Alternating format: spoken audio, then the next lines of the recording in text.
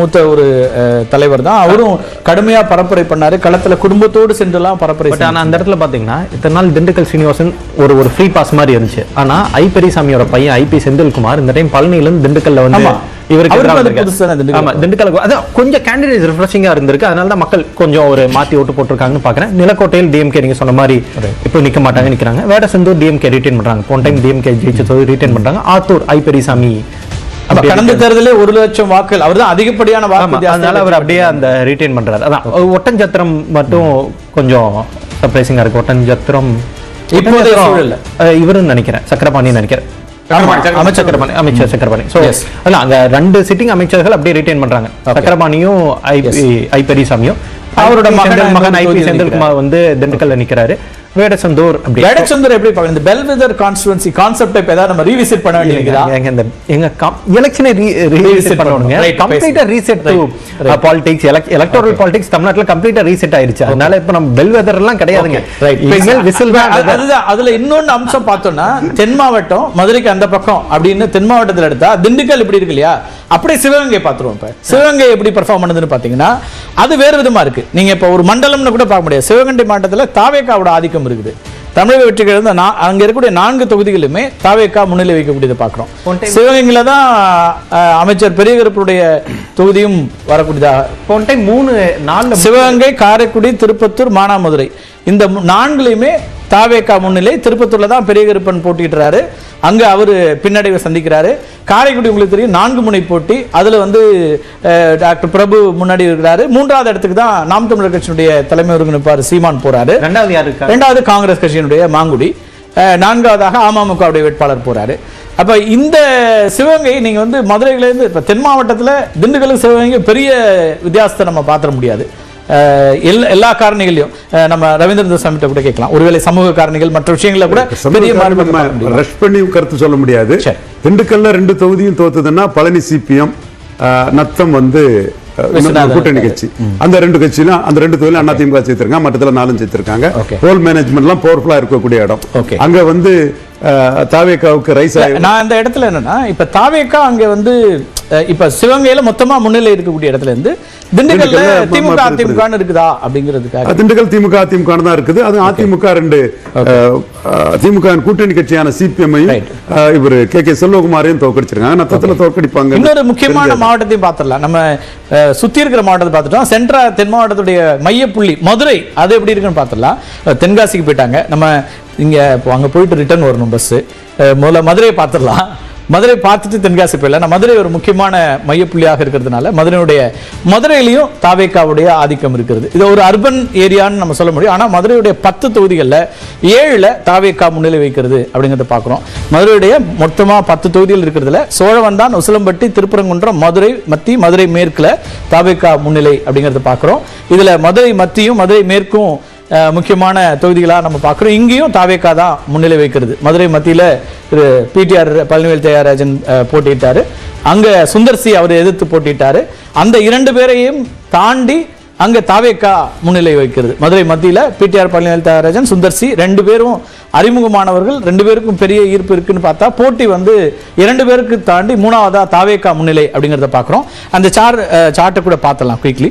மதுரை மேற்கு அதே போல தான். ரைட், திமுக கூட்டணிக்கு 3 இடங்களும் தாவேகாவுக்கு 7 இடங்களும் முன்னிலை இப்போ இருக்கிறத பார்க்குறோம் 10ல். அதிமுக கூட்டணிக்கு அங்கே எந்த இடத்துலையும் முன்னிலை இல்லை. இது மதுரையினுடைய எண்ணிக்கை. அதே போல் தென்காசி நம்ம பார்த்துடலாம். மதுரை 10ல் 7 தாவேகா முன்னிலை அப்படிங்கிறத பார்க்குறோம். அதே போல் தென்காசியில் அதிமுக அதிகமாக இருக்கக்கூடியதை பார்க்குறோம். தென்காசி மாவட்டத்தில் இருக்கக்கூடிய 5 தொகுதிகளில் 3ல் அதிமுக முன்னிலை வைக்கிறது. இது கடந்த தேர்தலோடு கிட்டத்தட்ட ஒன்றா வெளிப்படக்கூடிய ஒன்றாகத்தான் இருக்கு. 2021 சேர்த்தும் பார்க்கும்போது திமுக கூட்டணி 2 இடங்களும் அதிமுக கூட்டணி 3 இடங்களுமாக 5 பிரிக்கிறாங்க. தாவேகா இங்க வந்து பெருசா வரல. கடையநல்லூர், சங்கரன் கோயில், தென்காசி, வாசுதேவநல்லூர் இந்த 2லையும் திமுக முன்னிலை வைக்கக்கூடியதா இருக்கு. மற்ற 3லும் அதிமுகவுடைய முன்னிலை அப்படிங்கிறத பார்க்குறோம். தென்காசி மாவட்டத்தில் 5 தொகுதியில் 3ல் அதிமுக முன்னிலை வைக்கிறது நம்ம பார்த்துட்டோம். அதுபோல 3 இடங்கள் அதிமுக கூட்டணி. இந்த கடையநல்லூர், சங்கரன் கோயில், ஆலங்குளம் மனோஜ் பாண்டியன் இங்கிருந்து திரு ஓ பன்னீர்செல்வத்தோடு திமுகவில் இணைந்தவர். அதுபோல சங்கரன் கோயில், கடையநல்லூர், இங்க அதிமுக முன்னிலை வைக்கிறது. அப்போ அந்த இடத்துல வந்து ஆலங்குளம் ஏற்கனவே இவர் வெற்றி பெறுவார்னு அவர் கொடுக்கப்பட்ட தொகுதி, அதை இழக்கிறார் அப்படிங்கிறத நம்ம பார்க்கிறோம். இது தென்காசி மாவட்டத்தினுடைய எண்ணிக்கைகளா பார்க்கிறோம். இதை எப்படி பார்க்குறீங்க? மதுரை உங்க பாயிண்ட் ஆஃப் வியூ என்ன ஆர்கே? மதுரையில் கூட மதுரை வெஸ்ட்ல எடுத்து பார்த்தீங்கன்னா தங்கபாண்டி வந்து ஒரு 1917 ஓட்டுக்கு தான் ஹெடா இருக்காரு. இந்த எல்லாமே வந்து தற்போதைய நிலையில சொல்றோம், மாறுதலுக்கு உட்பட்டது தான். பாதி எண்ணிக்கை தான் முடிந்திருக்கு, இன்னும் பாதியே முடியல. அதெல்லாம் அதான் பாதியே முடியல. 21 ரவுண்ட் இருக்கு மதுரை வெஸ்ட் எடுத்தீங்கன்னா. அப்போ இந்த இது ஹோல்ட் பண்ணுச்சுன்னா டெஃபினட்டா வந்து ஒவ்வொரு சுற்றுக்கும் வந்து அட்லீஸ்ட் ஒரு 100 ஓட்டு 50 ஓட்டு அதிகமாகி போய்கொண்டே இருக்கும். அப்ப இந்த ஓட்டெல்லாம் அவர்கள் தக்க வைத்தார்கள் என்று செய்தார் மட்டும்தான் இந்த 107 என்ற எண்ணிக்கை வரும் என்று நான் கருதுகிறேன். இதுல தாவேகாவுக்கு மொத்தம் 27 சீட்டுகள் வந்து இந்த மாதிரி ஒரு ஷேக்கியா இருக்கிறது. அப்ப அந்த அதிகமாக ஷேக்கியா இருக்கிற இடங்களும் வந்து தாவேகாவுக்கு தான் இருக்கிறது. சோ அந்த அளவுல பார்த்தோம்னா நிச்சயமாக இந்த இது மாறி மாறி வரக்கூடிய நம்ம வந்து ஆடியன்ஸ்க்கான ஒரு இன்ஃபர்மேஷனா இதை சொல்லலாம் நினைக்கிறேன். மதுரையை பார்க்கறதுனால நீங்க சொன்ன மாதிரி எத்தனை சுற்றுகள் இருக்குங்கிறதையும் பார்த்தலாம். மதுரை தொகுதிகளை பொறுத்த வரைக்கும் அதிகமா இருக்கிறது திருமங்கலத்துல 25 சுற்றுகள், திருமங்கல தொகுதியை பொறுத்த வரைக்கும். அதே போல உசிலம்பட்டியில 24 சுற்றுகள் எண்ணப்பட இருக்கிறது. அதுக்கு பிறகு மதுரை கிழக்கு 22 சுற்றுகளும், சோழவந்தான் 20 சுற்றுகள், மற்றதெல்லாம் 19, 18 இருக்கக்கூடியதாக இருக்கிறது. அதிகப்படியான இந்த தொகுதிகளை மட்டும் நான் சுற்றுகள் மட்டும் சொன்னேன். அப்ப 25, 24 சுற்றுகள் அப்படிங்கிற இடத்துல இருந்து இன்னும் பாதியே எண்ணப்படாததுதான் இந்த தொகுதிகளை பொறுத்த வரைக்கும், திருமங்கலத்தை பொறுத்த வரைக்கும், உசிலம்பட்டியை பொறுத்த வரைக்கும், அதே போல மதுரை கிழக்கு இதெல்லாம் இருக்கக்கூடியதை பார்க்கிறோம். திருப்பரங்குன்றம் ஒரு பெரிய இஷ்யூவா பேசப்பட்ட, 2 தரப்புல இருந்து பேசப்பட்டுச்சு. ஆனா அங்க வந்து 2க்கும் சம்பந்தம் இல்லாம தாவேகா தான் முன்னிலையில் இருக்குது. அது ஜாதியோட அங்க ஒரு பொருட்டா தெரியவில்லை. ஏனென்றால் 3 பேரும் பிகே போடுறாங்க. அதாவது சசிகலா தரப்பினரும் அதிமுகவும் தாவேகாவும் 3 வந்து இவர் வந்து சிடிஆர் நிர்மலகுமார் நிற்கிறாரு தாவேகாவுக்காக. 3 பேரும் ஒரே ஜாதியை சார்ந்தவர்கள், பிகே சார்ந்தவர்கள். ஆனால் திமுக மட்டும்தான் அங்க வந்து மாற்று ஜாதியினர் வந்து போறாங்க. அப்படி இருந்து கூட இப்ப ஜாதி கூட ஒரு பொருட்டு இல்லை என்று அப்கோர்ஸ் ஒரு 4-5 சுற்று தான் போயிருக்கிறது.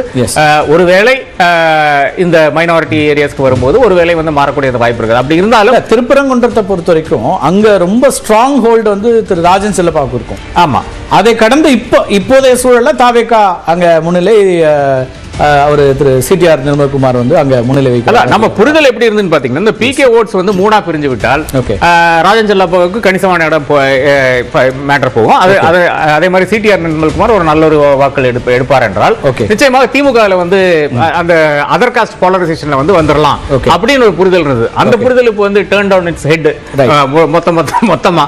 அப்ப ஒரு ஜாதி கணக்கும் வந்து ஒர்க் அவுட் ஆக மாட்டேங்குதுன்னு மிக தெளிவாக தெரிகிறது இந்த விசில்னால. அதுல அவரு அரவிந்த் சொல்றதுதான், இதுல வந்து எல்லா விதமான தியரிஸும் மாறக்கூடிய ரீசெட் ஆகக்கூடிய ஒன்றாக இருக்கா திரு ரவீந்திரன்? நீங்க சொல்லுங்க. என்னன்னா இந்த ஜாதி கணக்கு அதிமுகவுக்கு காப்பாத்திட்டு பேக்கிங் கம்யூனிட்டி பொலிட்டிக்ஸ். ஓகே, திமுகவுக்கு எல்லாரும் இருக்காங்க, யாரும் ஸ்ட்ராங்கா உறுத்தா இல்ல. ஓகே, அப்ப எல்லாரும் இருக்காங்கன்னா ஒரு இருமுனை போட்டி பாஜக எதிர்ப்பண்ணினா கிறிஸ்டின் முஸ்லீம் கன்சால்டேட் ஆவாங்க, பாமக எதிராக தலித் கன்சால்டேட் ஆவாங்க, பெரிய வெற்றியா போயிருது. மும்முனையா போட்டின்னு வரும்போது எந்த சூழ்நிலையிலும் ஆல் வெதர் ஃப்ரெண்டா இருக்கக்கூடியவங்க எடப்பாடி கூட இருந்துடுறாங்க. அவங்க வந்து வெஸ்ட்லயும் நார்த்லயும் காப்பாத்தி விட்டுறாங்க. எலாஸ்டிக் மாதிரி இழுத்துட்டு போகும் ஒரு சூழ்நிலை வந்தா. இன்னொரு சூழ்நிலை வந்தா ரொம்ப சுருங்கி போகுங்கிற இல்ல, அவ்வளவுக்குள்ள ரொம்ப ஸ்ட்ராங்கா பேக்கிங்கா உறுத்தா இல்லாத மைல்டா நெகட்டிவா வரக்கூடிய ஓட்டுகளை திமுக இழந்துட்டு தான் பார்க்க முடியுது. திமுக அதே போல மதுரையும் அதான் சொல்ல வர. மதுரை ஒட்டி இருக்கக்கூடிய ராமநாதபுரத்தை பார்த்தலாம். அந்த ராமநாதபுரம் மாவட்டத்தினுடைய தற்போதைய நிலவரம் என்ன இருக்கு அப்படிங்கறத பார்த்தோம்னா அதை பற்றியும் பேசலாம். தென் மாவட்டங்களில் நம்ம வந்து ஏற்கனவே திண்டுக்கல் பார்த்தோம், அதே போல சிவகங்கை பார்த்தோம், தென்காசியை பார்த்தோம், மதுரையிலையும் பார்த்திருக்கிறோம். இப்ப ராமநாதபுரத்தை பார்க்க போறோம். ராமநாதபுரத்தினுடைய தற்போதைய சூழல், ராமநாதபுரத்தில் 2ல திமுக முன்னிலை, மொத்தம் 4 தொகுதிகள். ராமநாதபுரம், முதுகுளத்தூர் தொகுதிகளில் திமுக முன்னிலை வைக்கக்கூடியதை பார்க்கிறோம். மொத்தம் 4 தொகுதிகள், மீதி இருக்கிற 2 தொகுதிகளுடைய நிலவரம் என்ன அப்படிங்கிறதையும் நம்ம பார்த்துடலாம். 2ல தாவேகா முன்னிலை, அதிமுக இல்லை. ராமநாதபுரத்தில் இருக்கக்கூடிய 4 தொகுதிகளில் 2ல திமுக கூட்டணியும், 2ல 2ங்கிறது 2மே திமுக தான், 2 தாவேகா முன்னிலை அப்படிங்கிறத பார்க்குறோம். ராமநாதபுரமும் முதுகுளத்தூர் தொகுதியிலையும் திமுக முன்னிலை அப்படிங்கிறத பார்க்குறோம். குயிக்காக நம்ம வந்து பரமக்குடி திருவாடானையில் தாவேகா முன்னிலையில் இருக்கக்கூடியதை பார்க்குறோம். முதுகுளத்தை பொறுத்த வரைக்கும் முக்கியமான தொகுதி, அமைச்சர் தொகுதி, ராஜகண்ணப்பன் அங்கே போட்டிடுறாரு. அங்கே வந்து திமுக முன்னிலை வைக்கக்கூடியதை பார்க்குறோம். அதே போல திருவாடானை காங்கிரஸ்க்கு ஒதுக்கப்பட்டது அப்படிங்கிறதுலாம் நமக்கு தெரியும். குயிக்லி நம்ம மற்ற மாவட்டங்களையும் ரொம்ப குயிக்காக பார்த்தோம்னா ஒரு ஐடியா கிடைக்கலாம். தென் மாவட்டங்களையே பார்த்துட்டு வந்துடலாம். இன்னொரு முக்கியமான தென் மாவட்டம் தூத்துக்குடி. அதில் 6ல் 3ல் தாவேகா முன்னிலை வைக்கிறது. தூத்துக்குடி மாவட்டத்தில் 6 தொகுதிகளில் 3ல் தமிழக வெற்றி கழகம் முன்னிலை வைக்கக்கூடியதை பார்க்குறோம். இதுவும் 2 அமைச்சர்கள் இருக்கக்கூடிய தொகுதி. தூத்துக்குடியை பொறுத்த வரைக்கும் ஒட்டப்பிடாரம், திருச்செந்தூர், தூத்துக்குடி தொகுதிகளில் தாவேகா முன்னிலை வைக்கிறது. திருச்செந்தூர் வந்து உங்களுக்கு திரு அனிதா ராதாகிருஷ்ணனுடைய தொகுதி. அதே போல விளாத்திக்குளம், கோயில்பட்டியில் திமுகவும், ஸ்ரீவைகுண்டத்தில் அதிமுகவும் முன்னிலை வைக்கிறத பார்க்குறோம். ஸ்ரீவைகுண்டத்தில் காங்கிரஸ் போட்டிட்டுச்சு திமுக கூட்டணியிலேருந்து, அதில் அதிமுக முன்னிலை, அவர் சிட்டிங் எம்எல்ஏ. தூத்துக்குடி மாவட்டத்தினுடைய 6 தொகுதிகளில் 3ல் தாவேகா அப்படிங்கிறதையும் அப்போ டீப் சவுத் வரைக்கும் இருக்கிறதையும் பார்க்குறோம். திரு ரவீந்திரன். எஸ், இதுல ஒரு டிஃபரன்ஸ் தெரியுது. தூத்துக்குடியிலையும் திருச்செந்தூர்லையும் வந்து தாவேகா முன்னணி வைக்குதுன்னா அதிகாரத்தில் இருக்கவங்களுக்கு எதிராக தாவேகா வந்து நியூ ஃபோர்ஸ் இதாக இருக்குது. அதே வேளையில் விளாத்திக்குளத்திலையும் கோயில்பட்டியிலையும் ஜெயிப்பாங்கன்னு எதிர்பார்க்காத கோயில்பட்டியிலையும் திமுக ஜெயித்திருக்குன்னா கருணாநிதிங்கிற அந்த நியூ கேண்டிடேட் ஏற்கனவே அதிகாரத்தில் இருந்த கடம்பூர் ராஜா தோற்கடிச்சிருக்கிறாரு. அந்த இடங்கள்ல திமுக வெற்றி பெற மாட்டாங்கிற இடத்துல மாவட்ட செயலாளர்களா நிரூபிக்கப்பட்ட இடத்துல லீட் பண்றாங்கன்னா அங்க இது பண்ணா அதிகாரத்துக்கு எதிரான ஒரு இது வந்து ஒரு கேவியட்டோட நம்ம பேசுறோம். 12 டைம்ல இருக்கிற காயல்பட்டினம் வந்து அனிதா ராதாகிருஷ்ணன் ஜெயிக்கலாம். காயல்பட்டினம் வந்து அனிதா ராதாகிருஷ்ணன் ஜெயிக்கலாம். இல்ல ஏன்னா பல இடங்கள்ல நாம வந்து இதோட சேர்த்து டவுட்.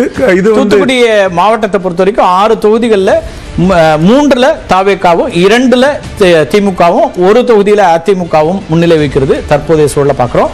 இன்னொரு தென் மாவட்டத்தையும் பார்த்தலாம். விளாத்திக்குளம், கோயில்பட்டியில் திமுக, ஸ்ரீவைகுண்டம் அதிமுக, இதெல்லாம் நம்ம பார்த்துட்டோம். அடுத்ததா தேனி மாவட்டத்தையும் நம்ம வந்து குயிக்காக பார்த்து முடிச்சிடலாம். ரொம்ப குயிக்காக அடுத்தடுத்த மாவட்டங்களை பார்க்க இருக்கிறோம். தேனியில் தாவேகா 2 இடங்களில் முன்னிலை வைக்கிறத பார்க்குறோம். தேனி மாவட்டத்தினுடைய பெரியகுளம், கம்பம், இந்த 2லையும் கம்பம் ராமகிருஷ்ணன் அங்கே போட்டியிடக்கூடிய இடம். பெரியகுளத்தில் விசிகே போட்டியிடுகிறது. அப்போ இந்த 2 இடத்துலையும் அதே போல் போட்டியில் திமுகவுடைய திரு ஓ பன்னீர்செல்வம் முன்னிலை வைக்கிறார், முன்னாள் முதலமைச்சர். அவர் வந்து முன்னிலை வைக்கக்கூடியதை பார்க்குறோம். இது தேனி மாவட்டத்தினுடைய நிலவரம். தேனியில் வந்து 4 தொகுதிகளில் 2ல் தாவேகாவும், 1ல் அதிமுக, 1 திமுக அப்படின்னு பிரியறதை பார்க்குறோம். நெல்லை மாவட்டத்தினுடைய 5 தொகுதிகளில் நெல்லை பார்க்குறோம். இதில் 5ம் தாவேகாவுக்கு இருந்தது. காலையில் 1 மணி நேரத்துக்கு முன்னாடி இருந்த நிலவரம். இப்போ அதில் 4ல் தாவேகா முன்னிலை வைக்கக்கூடியதை பார்க்குறோம். திருநெல்வேலி, பாளையங்கோட்டை, ராதாபுரம், நாங்குநேரி. இதில் ராதாபுரம் உங்களுக்கு வந்து சபாநாயகருடைய தொகுதி. அதே போல் முக்கியமாக நம்ம அந்த தொகுதிகளையும் பார்த்துடலாம். நெல்லை மாவட்டத்தில் 5ல் 4. அதில் நெல்லை, பாளையங்கோட்டை ரொம்ப முக்கியமானது. கடந்த முறை 55,000 வாக்குகள் வித்தியாசத்தில் அங்கே அப்துல் வஹாப் வெற்றி பெற்றார். இன்னைக்கு வந்து அங்கே பின்னடைவை சந்திக்கிறது அப்படின்னா அங்கே சிறுபான்மை மக்கள் நிறைய இருக்கக்கூடிய இடம். இல்லை அந்த வாக்குகளும் இங்கே வந்து நம்ம தனியாக பிரிக்க முடியாது. எல்லா இடங்கள்லேருந்து வாக்குகள் போயிருக்கிறது. இப்போ பாளையங்கோட்டை அப்படிங்கிறது தொடர்ச்சியாக திமுகவுக்கான இடத்துல காப்பாற்றல பண்ணல. ராதாபுரம், நாங்குநேரி இங்கே எல்லாமே தாவேகா முன்னிலை அப்படிங்கிறத நம்ம பார்க்குறோம். 5ல் 4ல் தாவேகா முன்னிலை வைக்கக்கூடியதை பார்க்குறோம். அப்போ ஒரு தொகுதி தான் வந்து அவங்க தாவேகா இல்லாமல் மற்றவரிடம் இருக்கக்கூடியதை பார்க்குறோம். நெல்லை, பாளையங்கோட்டை, ராதாபுரம், நாங்குநேரி, அம்பாசமுத்திரம். எஸ், அம்பாசமுத்திரம் லீடிங் நம்ம பார்த்துடலாம். அது யாருங்கிறதையும் நம்ம வந்து 5ல் 4 தாவேகா அப்படிங்கிறது பார்க்குறோம். அடுத்து அந்த டீட்டெயில்ஸ் நம்ம விரைவில் எடுத்துடலாம். திருநெல்வேலியினுடைய முழுமையான எண்ணிக்கைகள் அப்படிங்கிறது நம்ம பார்க்க வேண்டியிருக்கிறது. இதில் 4ல் தாவேகா முன்னிலை அப்படிங்கிறது வந்து ஒரு பகுதி செய்தி. இன்னொரு செய்தி, நீங்கள் 5வதாக யார் வர்றாங்க அப்படிங்கிறது. பெருமளவுக்கு நம்ம தென் மாவட்டங்களை பார்த்துருக்கிறோம். இன்னும் கன்னியாகுமரி அதுதான் பார்க்கல. தென்காசி பார்த்துட்டோம், மற்ற இடங்கள்லாம் பார்த்துட்டோம். அப்படியே மேற்கு இது வடக்கில் வந்து நம்ம இப்போ சென்னையை ஒட்டி இருக்கக்கூடிய மாவட்டமாக இருக்கக்கூடிய காஞ்சிபுரம், ராணிப்பேட்டை இதெல்லாம் ரெடியாக இருக்குது. அதெல்லாம் நம்ம குயிக்காக பார்த்துடலாம். ராணிப்பேட்டை பார்த்துருவோம். இப்போ ராணிப்பேட்டையினுடைய எண்ணிக்கை அப்படிங்கிறது ராணிப்பேட்டை மாவட்டத்தில் யார் முன்னிலை அப்படிங்கிற கேள்வி தான் நம்ம முன்னாடியே வச்சுட்டோம். நேரடியாக வந்துடலாம். 4ல் 2ல் தாவேகா முன்னிலை வைக்கிறது. 4 தொகுதிகள் ராணிப்பேட்டையில் இருக்குது. 2ல் தாவேகா முன்னிலை வைக்கக்கூடியதை பார்க்குறோம். அந்த அரக்கோணமும் ஆற்காடு தொகுதியிலையும் தாவேகா முன்னிலை அப்படிங்கிறத பார்க்குறோம். ராணிப்பேட்டையை பொறுத்த வரைக்கும் அரக்கோணம் தாவேகா, அதே போல் திமுக ஒரு இடமும் அதிமுக ஒரு இடமும் முன்னிலை. தாவேகா 2 இடங்களில் இருக்கக்கூடியதை பார்க்குறோம். ராணிப்பேட்டையை பொறுத்த வரைக்கும் ராணிப்பேட்டை தொகுதியில் இருக்கக்கூடிய மாவட்டத்தில் இருக்கக்கூடிய 4 தொகுதிகளிலும் ராணிப்பேட்டை பொறுத்த வரைக்கும் எத்தனை சுற்றுகள் இருக்குங்கிறத பார்த்தலாம். அது ஒரு கணக்குக்கு நமக்கு பயனுள்ளதாக இருக்குங்கிறதுனால பார்க்குறேன். ராணிப்பேட்டையுடைய சுற்றுக்களும் கிட்டத்தட்ட ஒரே விதமாக 20 இடங்கள் அப்படிங்கிறதா 20 சுற்றுக்கள் கொண்டதாகத்தான் அது இருந்தது. எனவே அது ஒரு இன்னைக்கு ராணிப்பேட்டை பொறுத்த வரைக்கும் 20 தான் எல்லாமே. ஆற்காடு மட்டும்தான் 21 சுற்றுகள், மற்ற எல்லாமே 20 சுற்றுகள் இருக்கக்கூடியதாக ராணிப்பேட்டை இருக்குது. அதில் 2ல் தாவேகா இருக்கிறத பார்க்குறோம்.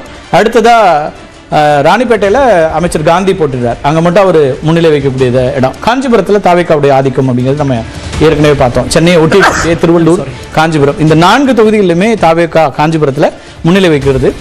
காஞ்சிபுரத்தினுடைய 4 தொகுதிகள், காஞ்சிபுரம், ஸ்ரீபெரும்புதூர், உத்திரமேரூர், ஆலந்தூர் கிட்டத்தட்ட சென்னையினுடைய ஒரு தொகுதி. அமைச்சர் போட்டியிடக்கூடிய தொகுதி, தாமோ அன்பரசன் போட்டியிடக்கூடிய தொகுதி, அங்கே தாவேகா முன்னிலை வைக்கக்கூடியதை பார்க்குறோம். காஞ்சிபுரத்தினுடைய 4 தொகுதிகளிலும் தாவேகா முன்னிலை. திமுகவோ அதிமுகவோ அங்கே வரல அப்படிங்கிறத பார்க்குறோம். காஞ்சிபுரம் கிட்டத்தட்ட இந்த கேடிசிசி முழுமையாக தாவேகாவுடைய பக்கம் போகிறது அப்படிங்கிறது தான் இப்போதைய இருக்கக்கூடிய சூழலாகவும் இருக்கிறோம். ஆர்கே, எஸ், ஒரு விஷயமா இருக்குது. அதாவது எப்படி கேடிசிசி மட்டும் பாக்கி இருக்கிற ஸ்டேட்ல இருந்து, அதாவது என்டையர் ஸ்டேட் வந்து ஒரு விதமா போயிட்டு இருக்குது. தாவேகாக்கு ஒரு கொஞ்சம் கொடுக்கறது, 2 சீட்டு 3 சீட் கொடுக்கறது, ஒவ்வொரு மாவட்டத்திலையும் அப்படி தான் இருக்கிறது. Of course boring Tirunelveli. அப்படி இருக்கும்போது கேடிசிசியில் மட்டும் இந்த அளவுக்கு ஸ்வீப் போட வேண்டிய, இல்லை என்றால் வரக்கூடிய அளவுக்கு வந்து என்னதான் நடந்து போச்சுன்னு பார்த்தீங்கன்னா, என்னை பொறுத்தளவில் இந்த அர்பன் மேனேஜ்மெண்ட்ல தான் நான் வந்து பார்க்கணும். அதுதான் நான் வந்து ரிப்ளை ரெஸ்பான்ஸ் இல்லை என்றால் நம்ம அதுதான் ஆன்சர்ஸ் தேடணும் என்று நான் கருதுகிறேன். வேற அதை தாண்டி வேற ஒரு விஷயம் எனக்கு தோணவில்லை. ஏன்னா அந்த அளவுக்கு டெவலப்மெண்ட் நடந்த இடம்னு பார்த்தீங்கன்னா, இந்த மாநிலத்திலேயே அதிகமான டெவலப்மெண்ட் பண்ணது சென்னையில தான், இந்த ஏரியால தான். மாநிலத்திலேயே அதிக இன்வெஸ்ட்மெண்ட் வந்து இந்த இடத்துல தான். மாநிலத்திலே அதிக அளவில் வந்து வேலை வாய்ப்பு இருக்கிற இடம்னு பார்த்தீங்கன்னா கேடிசிசி தான். இவ்வளவு இருக்கும்போது இதையெல்லாம் தாண்டி ஒரு அரசாங்கத்து மேல அதிருப்தி வர வளர்ச்சி 2 மடங்கு இரட்டை இலக்க வளர்ச்சி எல்லாமே இருக்கு. ஆனா இங்க வந்து ஏன் அது வருது அப்படிங்கிற ஒரு கேள்வி, நிச்சயமா அந்த கேள்வி இருக்குது. எஸ் அரவிந்த், எனக்கு ஒரே டேட்டா தான், இது வரைக்கும் எவ்வளவு ஓட்ஸ் கவுண்ட் பண்ணியிருக்காங்க அப்படிங்கிறது ஏதாச்சும் டேட்டா நம்மள்ட்ட இருந்தா அதுவும் நம்ம பார்த்தலாம். நாம உள்ள வரும்போது 1.5 கோடி வாக்குகள் எண்ணப்பட்டிருந்தன. நம்ம இன்னும் கூடுதலாக பார்க்க வேண்டியிருக்குது. நம்ம எவ்வளவு போல்டா, ஆல்மோஸ்ட் 1 மணி ஆயிடுச்சுங்க. எஸ், கொஞ்சம் கவுண்டிங் ஸ்லோவா போகுதா? ஏன்னா 50% ஓட்ஸ் கூட கவுண்ட் பண்ணி முடிச்சிட்டாங்களா மணி? எஸ், அப்படின்னா இன்னொரு 3 மணி நேரம் கவுண்டிங் போச்சுன்னா 4-5 மணி வரைக்கும் இந்த ரிசல்ட்ஸ் போகுமோன்னு தோணுது.